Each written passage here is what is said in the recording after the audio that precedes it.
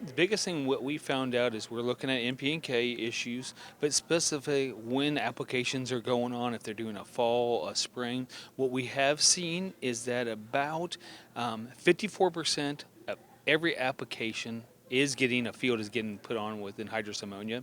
Now, about only 16% of that is actually going 100% on in the fall. We are seeing a lot more split applications of anhydrous out there. Used to, we might have been putting 15, 20 years ago, 100% of that fall ammonia on. What we're seeing is more split applications.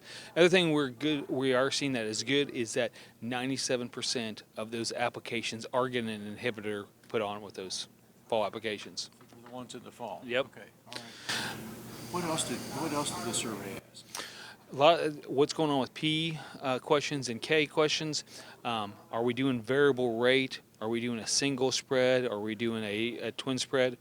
A lot of those issues coming up. Nothing earth-shattering that we didn't think already, but we are seeing more of a single-year spread, meaning that they're putting a P and K all in a mix and spreading it rather than, hey, we're going to spread some DAP this year and then some potash this year. What we're seeing is more of the industry, and we're seeing it because of equipment, a lot more blenders out there at a retailer that are blending those two products and just doing a single-year spread. So we're not really seeing application of fertilizer for corn and then what's left over for soybeans anymore. Yep. That used to Yep. be the trend. Yeah.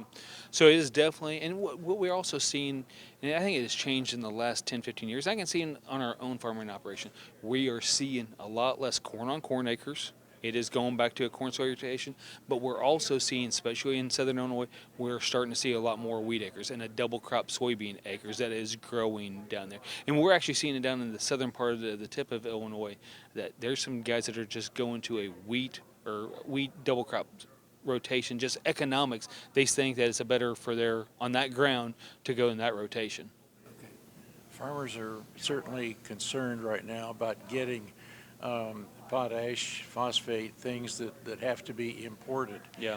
When we look at Trump trade issues and tariffs, how are you concerned about tariffs on potash coming in? There is some concern because I think really with the Trump administration, all the other issues, farmers and ag retailers feel pretty confident about.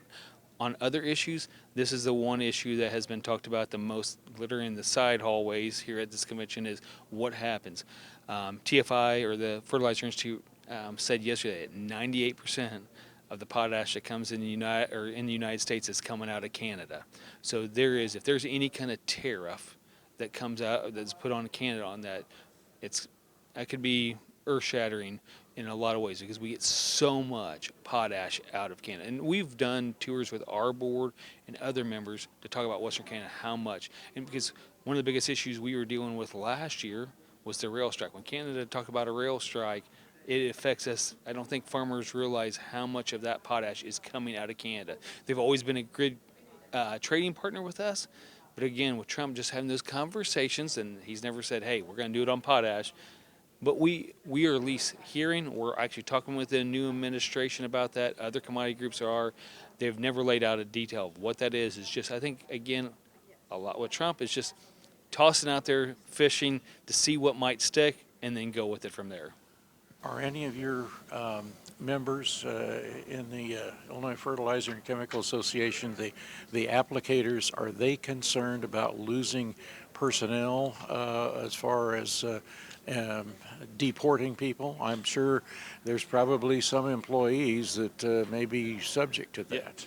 We have not heard that right now. Mostly are from in-state. Now, we are using what they call the H-2A worker program that is approved.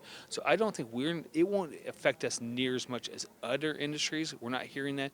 Now, I will say when COVID ended, trying to find employees was really tough. And our industry is so heavily on having a employee that has a CDL license. So we need maybe another step up employee, just because I don't think this issue has affected us near as much, because all our guys need a CDL pretty much to have groundwork on that. Now, what we are looking at again is that H-2A worker program, but expanding any job opportunities to look at. But I think we're going to have to look at going in the future even more. And I think like Parkland College and Champaign's do it, Lincoln is having an ag kind of pipeline to ag retail to hire that next generation of employees.